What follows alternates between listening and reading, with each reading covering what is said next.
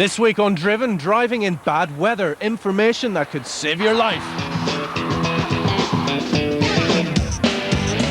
Our high-performance driving instructor explains what to do if you hit black ice or begin aquaplaning. Mike takes Toyota's new mini people carrier, the Verso, to Dublin for a game of golf. But first, 3 shiny new super minis from Renault, Peugeot and Proton battle it out for the top spot.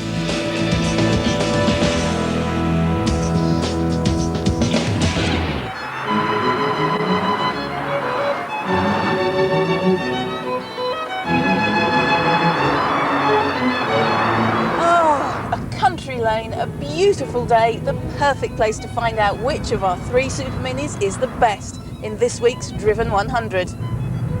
Now just you hang on a minute there, Penny. Yes indeed, these are super minis, but there's a much better way to describe these particular runabouts. Oh yes, welcome back to the Hot Hatch. They might be pint-sized flyweight shopping trolleys, but all 3 of this week's cars pack a seriously heavyweight punch. Remember the incredibly popular Peugeot 205 GTI and the legendary Volkswagen Golf GTI? Well, after almost a decade in the wilderness, it's fashionable once again to stick a whopping great engine in a small family car, spray it silver and call it a hot hatch. They've all got tweaked suspension, high revving power plants and monstrous alloy wheels. They're built for speed and that can mean only one thing: time to hit a racetrack for the Driven 100. Car number 1 is the brand new Renaultsport Clio with almost 170 bhp lurking beneath the bonnet. Contender number 2 is the current market leader, the 137 horsepower Peugeot 206 GTI. And number 3 is the new pretender, the 133 bhp Proton GTI, a car that's rumoured to deliver some serious performance at a bargain price. But which is the best one you can buy? We'll be rating the cars in our 4 categories: drivability, desirability, practicality and cost of ownership, and scoring them out of a maximum total of 100. So we have 3 of the very latest hot hatches, cars that we're always being told are aimed at boy racers. So to kick off this week's Driven 100, we found 3 of the very best boys who race in the country, and they're going to tell us which they think is the most drivable and desirable. They're fresh-faced young whippersnappers, but these hotshots are widely tipped to be the next generation of Formula 1 superstars. So, what do they make of our hot hatches? This is Mark Hines, and he's the current 1999 Formula 3 champion, so in theory I could not be in more talented hands. Now Renault have an excellent reputation, very hard-earned reputation in motorsport. Just ask Damon Hill. And I think it's very decent of them to let us have a slice of that action. To put it quite simply, the Renaultsport Clio is the most potent pocket rocket of all time. Renault claim this car will get from 0 to 60 in 6.6 seconds and a top speed of 136 miles an hour. And I can tell you it certainly feels worse, and I'm not even driving. How does it feel? Not that much grip at the moment. Basically the car's pretty good. We'll see here, turn in. Pretty slidey, get back on the power and lift, and it's a nice little drift, so it's quite good fun. The engine sounds pretty nice as well as we're going around. So the only thing I'd say, the brakes, so it's not too positive on the brakes. They're a little spongy and the car tends to squirm around a little bit on the brakes, which is slightly disconcerting, especially with the cold day today. It's pretty nice to be able to come here and have a go in such a cool car, and they've sold it to me, I think, anyway. Pocket rockets, hot hatches, call them what you will. Peugeot has been at the very sharp end of the grid ever since the legendary 205 GTI appeared in 1984. But this little baby, the 206 GTI, I like the name, very logical, should do the trick. Anyway, the person who's making me feel so ill is Richard Lyons, runner-up in the Formula Palmerati series in 1999, a Formula 3 or Formula 3000 contender of the year 2000. Right, Richard, what do you like about this car? Then it feels to me like a hot hatch that's as good on the track as it is on the road, which is quite something, isn't it? Yeah, well, you know, they sort of put a badge in some cars, you know, the GTI badge, and sort of try to spice it up, but really this car, whenever you get into it, you really know that it is a true GTI form, and I really do think it's so responsive, especially in the steering and throttle response. It's just magnificent. It's absolutely brilliant. The only problem is getting to the brake pedal. I've found it quite difficult. I've missed it actually a few times. I don't mean to make you nervous, but that's just the way it is. Yes, I don't like to hear you that you can't reach the brakes. That's not a good thing. I think we'll put it up together now. Make it. God, you mean you haven't been trying to? Renault, Peugeot, they're famous for building fantastic little hot hatches, but just watch the established superheroes tremble as a new car blasts into view. Yes, it's the incredible Proton GTI. That's right, Proton have jumped into bed with Lotus and they produced this. They own 80% of Lotus, so it makes sense for them to come into this car and tweak the chassis, and tweak the suspension. And this is Ryan DL. Ryan was last year's runner-up in the Formula Vauxhall Championship in 1999, and as you can see, he's a pretty demon driver. Ryan, what do you think of it? The initial impression, it's not got as much horsepower as I was expecting. Well, it's got the lowest horsepower of the three at 132 brake horse, but it's got plenty of grunt. Yeah, it's got a lot of high rev and torque. You know, you can use the power band quite easily. What do you think of the interior? I mean, these Recaro seats are quite good. They've gripped this in quite nicely, but that steering wheel don't look very nice, nor does that dash. You know, they've done the white dials, but it's not enough. They really need to try something, especially with the steering wheel, because the steering wheel looks extremely out of place. It handles nicely, it does everything that's asked for it. You know, you wouldn't expect you're driving a Proton. No. Of course, to pick a winner, all three have to try each of the cars. Drive it nicely, Richard, please. Okay, mirror signal manoeuvre. I don't like the speed that you're going into Druids at.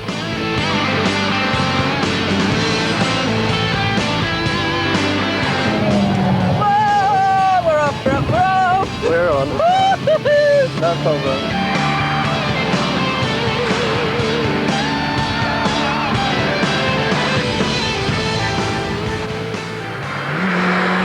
So it's time to find out what our three racing drivers thought of our hot hatches, and I've a funny feeling one of them has come out as a very clear winner.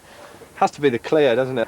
It's got everything you want out of a hot hatch. It's got the power, it's got the chassis, it looks good. In the corners, you really felt as if you really were in a sporty little car. I would Yeah, have to it's say, very though, the different. Peugeot was the most fun car out of them all to Yeah, drive. you're You driving could that. throw it about any shape you wanted, and really you just got away with it. You know, we never came to any grief with it at all. I mean, it's got the precision you want, and on the throttle it's nice and twitchy, and it's good fun. What do you think of the Proton? Dull and boring, and didn't like that at all. Didn't do it for And me do you all whatsoever. agree with that? You quite liked it. I think the Proton had the best brakes. It might not have had the best interior. The power of the Clio was what won it for everybody. You know, we're here to talk about hot hatches, and straight line speed, the Clio really wiped the floor with the other two. At the end of the day, everybody looking, boy racers looking a bit of speed in the road, bit of punch whenever he pulls out to pass another car, and that's Looks what cool you get. That's With a what you Renault get. Clio. So in the drivability and the desirability stakes, the Renault Clio is the most drivable and the most desirable. Even though they sacked me from their F3 team.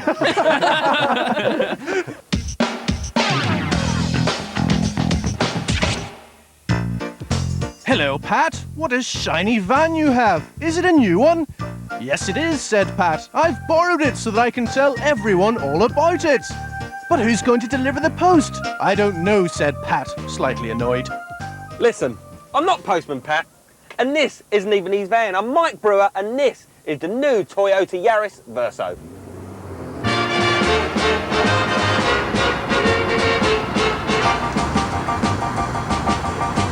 And while it may look like Postman Pat's van, it's actually a mini MPV based on Driven's car of the series, the Toyota Yaris.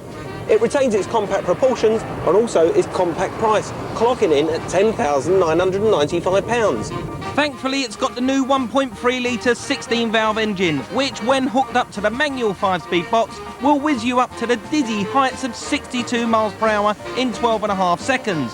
The new engine is a vast improvement on the sluggish 1-litre version that drove the Yaris, but it won't get you clobbered too badly when it comes to insurance. You should be looking at a low Group 5E rating. It's a bit of an oddball, but I actually quite like it. And just look at the competition. It makes the boxy Wagon R look, well, boxy. And compared to the Hyundai Atos, it looks like a supermodel. The Verso is taller than the Yaris, so obviously that's going to affect the handling. Well, I'm putting this car around country lanes, and actually it's not that bad at all, because the Verso has got a low centre of gravity, and that keeps it firmly planted onto the tarmac. It's got fully manoeuvrable seats, a tilt-adjustable steering wheel, plenty of elbow room, plenty of headroom, and because the car's smothered in glass all around, vision is excellent. And when it comes to the list of toys that comes standard with the Verso, to be honest, it puts other manufacturers in this class to shame with their meagre offerings. The Verso comes with twin airbags, electric front windows, remote control central locking, a trip computer that measures time and distance amongst other things, and even power steering. What you won't find though are the dials. Well, not in their normal place because they're mounted or rather floating in this 3D centre display.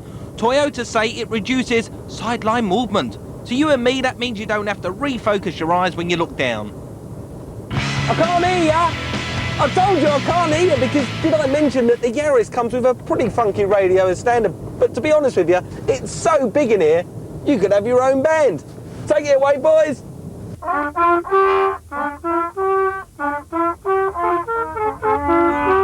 on, not you lot as well. This is not Postman Pat's van, now get out!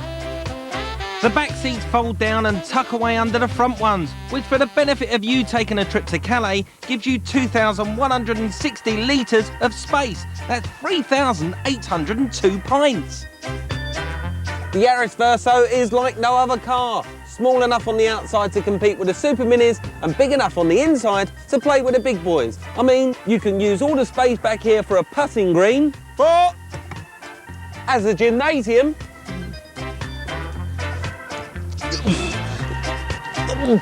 or even as a second bedroom. Speaking of which, good night.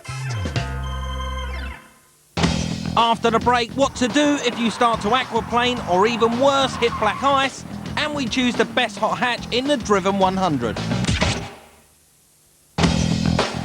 Welcome back. Later in the Driven 100, our hot hatch shootout continues. But first, how to survive winter driving.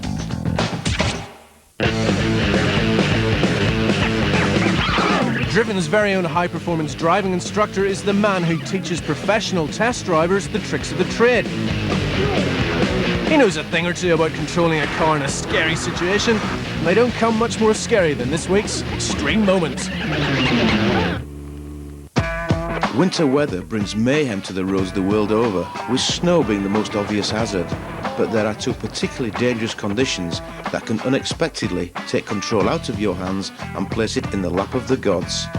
The first is black ice, which is virtually invisible, and the second is standing water, which has the power to lift the front of your car clean off the road as the wheels skim over the surface.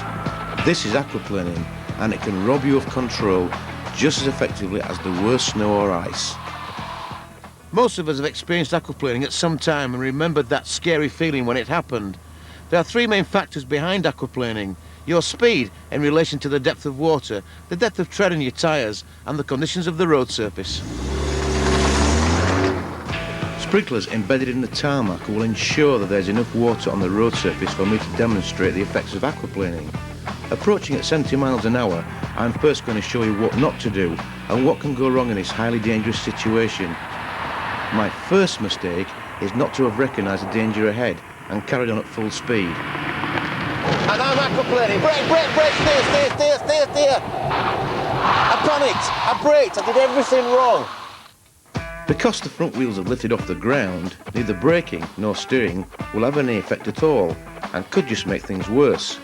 When you come to the end of the water, if you've got the steering wheel turned at all, the car will veer off in that direction as the grip returns, which could cause you to hit another car or even leave the road.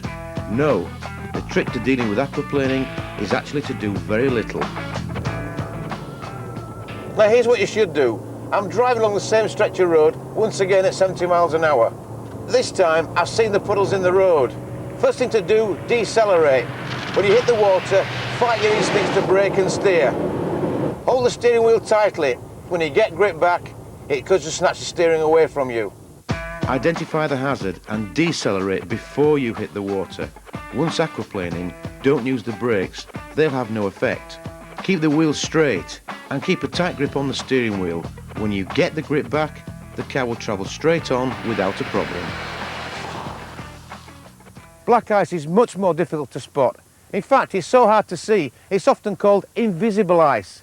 If it's been cold and it's rained the night before, you're likely to find it under trees and bridges and other areas of the road shelter from the sun. To demonstrate this, I'll be driving on this special surface which simulates the ice rink effect of black ice. So, how do we deal with black ice safely? The critical factor is speed.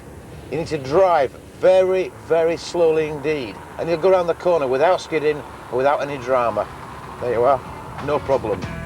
Now, that looks very easy indeed, but I was only doing 10 miles an hour. At 30, things look very different.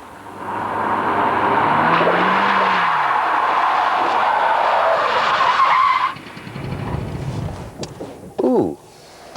If you want to avoid a skid like this one, driving at snail's pace is the only answer.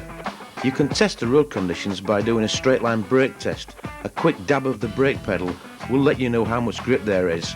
And finally, rather than braking, take your foot off the accelerator to slow the car down. It's all about avoiding those extreme moments, matching your speed to the conditions and keeping alert, and try to anticipate those hazards ahead. And remember, safe driving.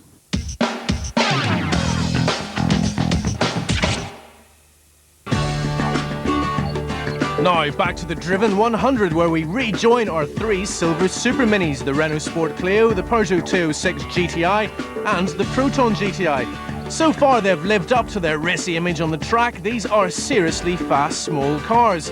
Now hot hatches fell out of favour due to high insurance costs, becoming victims of their own popularity. But now they're back with a bang. The question is, are these cars a serious option for those of you who want a small 5-seater road car that you can also have some fun with? Well, you do have to make some sacrifices. Harder suspension might help racetrack handling, but it also affects ride quality on everyday roads. The Renaultsport Clio is the least compromised. But what about their interiors? As tasty as these three cars look on the outside, well, you don't notice that when you're driving them because you're on the inside, and interior appointments are very important to cars with sporting pretensions. So, Proton GTI. Here we have some nice firm supportive Recaro seats. We have a aluminium effect gear knob, although it's a bit rough to the touch, to be honest. After that, it all falls disastrously to pieces, quite literally. What is this carbon fibre effect stuff doing here on the dashboard? I mean, it looks like the sort of thing you'd buy off some dodgy bloke in the high street. All right, mate, fancy a nice bit of carbon fibre for your car? All right. But there's nothing as remotely as dodgy as that in this Peugeot, apart of course from the acres and acres of plastic in here. It's meant to look like leather, it looks like elephant hide, and it is horrid. Apart from that, everything's very functional and nicely laid out. The seats look nice, although they're not nearly as supportive as in the other two cars. And if you look carefully at the seats, somebody has taken my nice silver coat and woven it into the fabric. But my favourite bit is this. You can't beat a bit of suede. Well, if you like suede, you're going to love the Clio Sport because this car is absolutely swimming in it. Well, it's Alcantara actually, which is a fake suede. But they're nice inserts on these lovely, comfortable leather seats. You also get some Alcantara here on the steering wheel. Very gripping, it feels as smooth as a mouse's bottom. And just look at this gear knob, beautiful, polished aluminium, great to look at, but I will say, a tad cool to touch. Now, you may not realise it, but when you put a big engine in a small, light, front-wheel drive car, you can compromise its drivability. Our next test should demonstrate how. Right, I'm in the Renaultsport Clio. Now, have you ever had that experience at a roundabout when you accelerate really hard to get into a gap and suddenly you're fighting hard with the steering wheel? Well, that experience is called torque steer, and we're going to try and show you how badly these cars suffer from it. Now, there's a white line in front of me, and I'm going to just amble forward. This is the easiest test I've ever been given on driven, because I'm going to do much. I'm going to take my hands off the wheel and accelerate hard and see how it launches across that white line up to second gear. Oh my goodness, I'm going to have to grab the wheel back before we end up in the trees. I'm afraid the Renault Clio suffers from torque steer very badly. Let's see how the Peugeot gets on. Right, so I'm in the Peugeot, nearly 140 brake horsepower and of course front wheel drive. Okay, so I'm going down the white line, I'm going to take my hands off, accelerate hard and across to the left, up to second gear, and yes, it definitely pulls to the left.